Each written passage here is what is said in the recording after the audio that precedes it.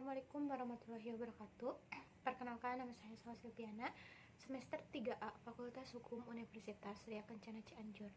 Di sini saya akan mereview mata kuliah Hukum Pidana Lanjutan yang didoseni oleh Profesor Dr. Hajah Heni Nuraini SHMH beserta dosen asistennya yaitu Dr. Muhammad Rendi Aridayandi SHMH.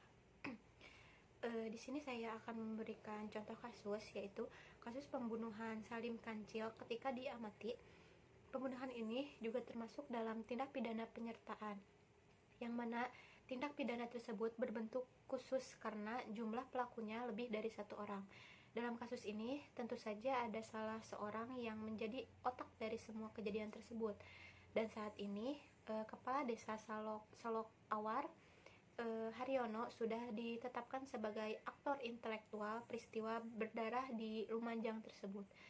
Status Haryono sekarang menjadi tersangka pembunuhan Salim dan percobaan pembunuhan terhadap Tosan, yang saat ini masih dalam masa perawatan. Dari kasus di atas, berdasarkan rumusan pasal 55 dan pasal 56 KUHP, terdapat dua peranan pelaku tindak pidana, yaitu yang pertama Haryono, Kepala Desa Selok Awar, sebagai downplager atau downplegen, yakni orang yang menyuruh plager melakukan tindak pidana.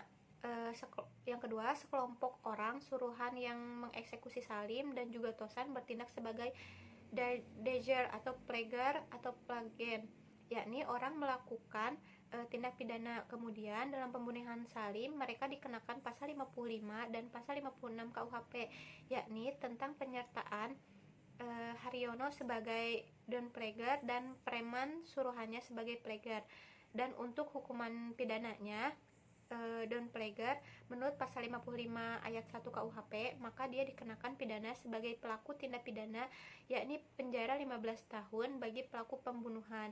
Kemudian untuk plager menurut pasal 56 KUHP dihukum atau dipidana sebagai pembantu kejahatan, yakni sebagaimana diatur pada pasal 57 ayat 1 KUHP dalam hal pembantuan maksimum pidana pokok terhadap kejahatan dikurangi sepertiga, yakni 15 dikurang sepertiga dikurang 15 sama dengan 10 tahun penjara. Sekian yang dapat saya sampaikan. Wassalamualaikum warahmatullahi wabarakatuh.